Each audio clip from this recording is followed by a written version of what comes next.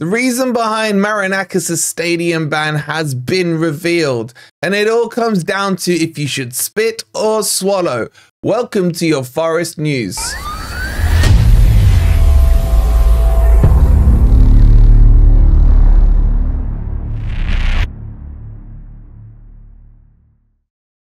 Good morning, good evening, or good night. I hope you guys are doing well, and welcome to your latest Forest News. Coming up, we'll talk you through all the details about Marinakis and Spitgate and what happened behind it. If you're enjoying the content, please don't forget to hit the like button. Make sure you're subscribed if you're new here to Forest Fan TV.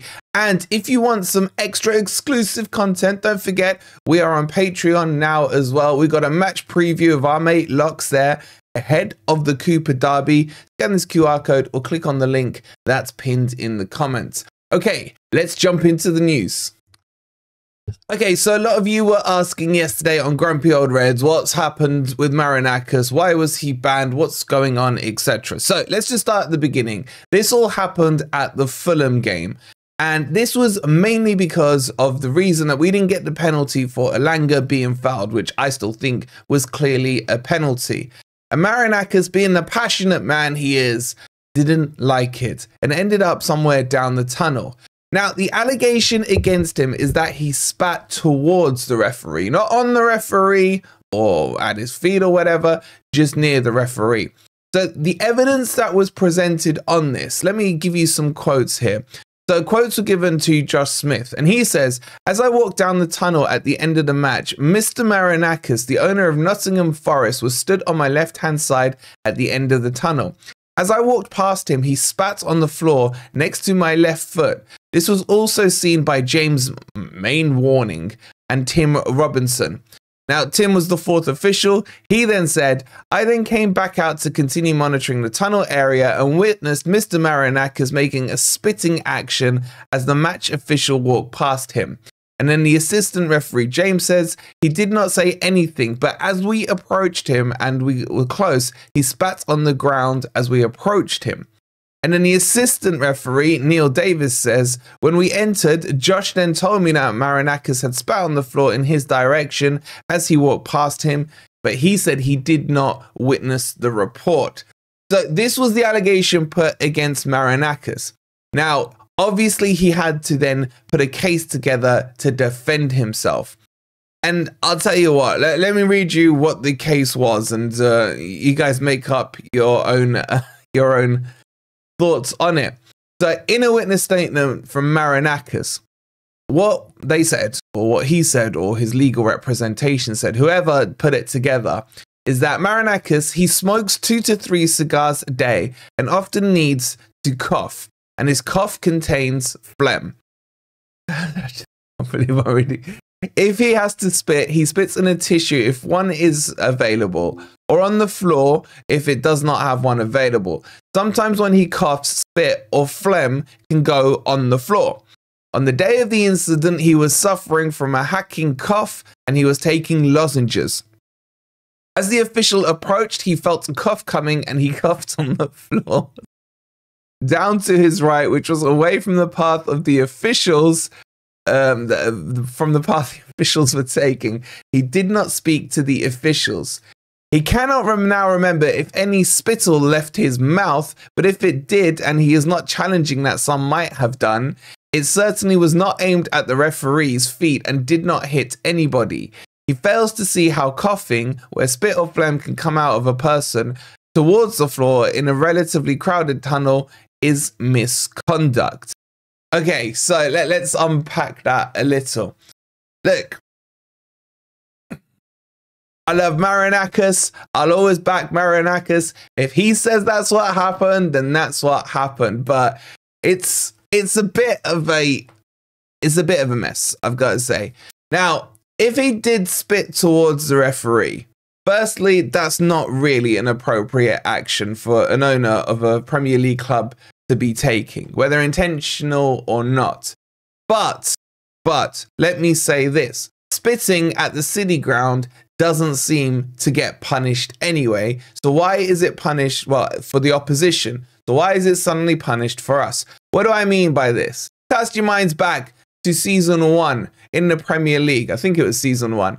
Forest against Wolves. Podence for Wolves decides that he wants to spit at Brennan Johnson.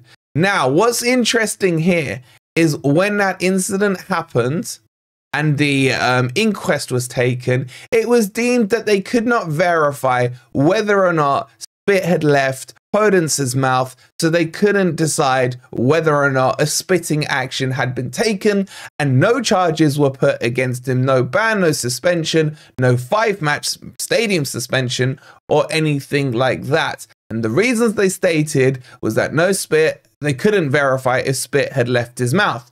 And this is why I think Forest had put this case together, saying they could not confirm whether spit had or hadn't left Marinakis' mouth. But it doesn't matter because it's against Forest. Therefore, you know, the physical act or the physical spittle or phlegm, as they were saying in that case, doesn't matter and doesn't really make a difference. Now, the rules that were broken were FA Rule E3, and it states a participant shall at all times act in the best interest of the game and shall not act in any manner which is improper or brings the game into disrepute or use anyone or a combination of violent conduct, serious foul play, threatening, abusive, indecent or insulting words or behavior. So that rule only applied to Marinakis. It didn't apply to Podence when he did it. Spit or no spit, actual physical spit coming out or not, did not matter when it was against Forest. But now they've basically rewritten the rules. My thoughts on this, right? I don't think it's befitting of Marinakis to have or have not spat, right? I don't think it's a nice thing to do. Obviously, in some cultures, it's more degrading than others, and it's a sign of discontent and things like that. But I still think this shows, again, a lack of consistency in the rules when it comes to the Premier League, the FA, the PGMOL, etc. When it comes to Forest, they are happy to rewrite the rules and happy to not be consistent. As I keep saying, there's clearly a vendetta against Forest.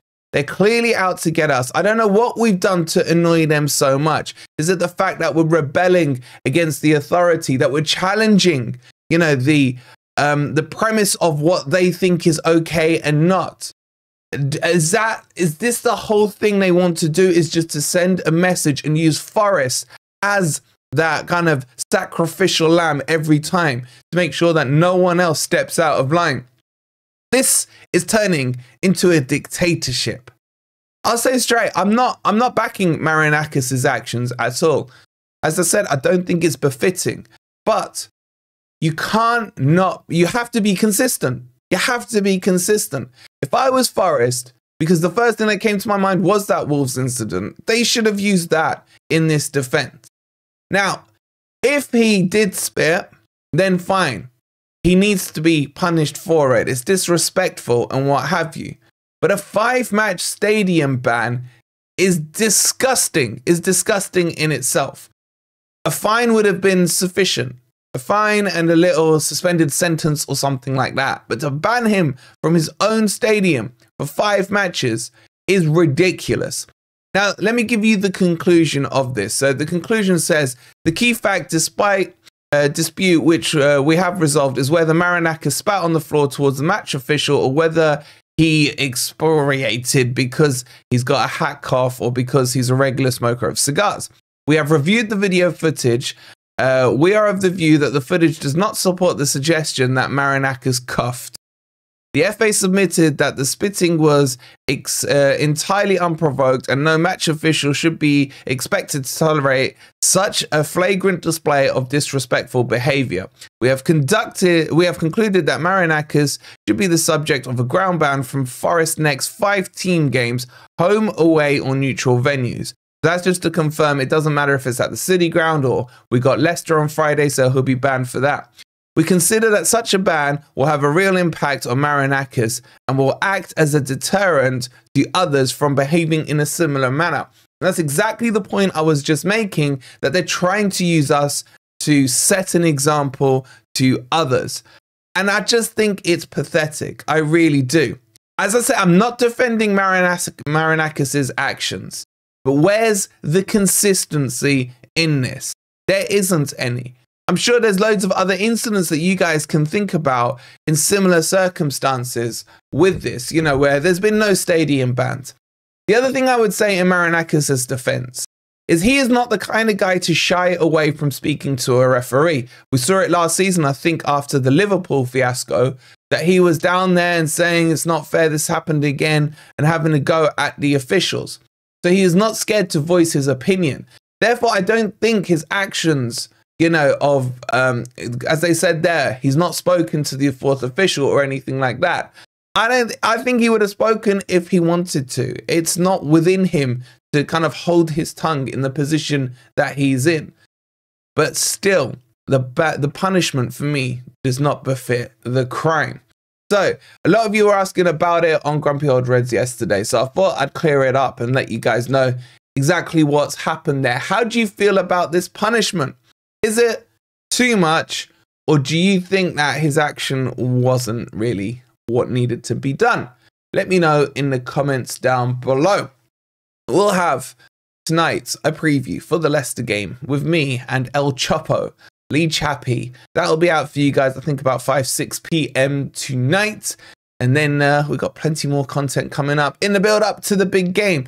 But just as always, this is the Forest news, so I wanted to bring it to you. Let me know about your thoughts on it down below. I'll be interested to hear what you guys have to say. If you enjoyed the content, please don't forget, if you haven't already, to hit that like button. Make sure you subscribe to Forest Fan TV. Go check out Grumpy Old Reds if you didn't see it last night.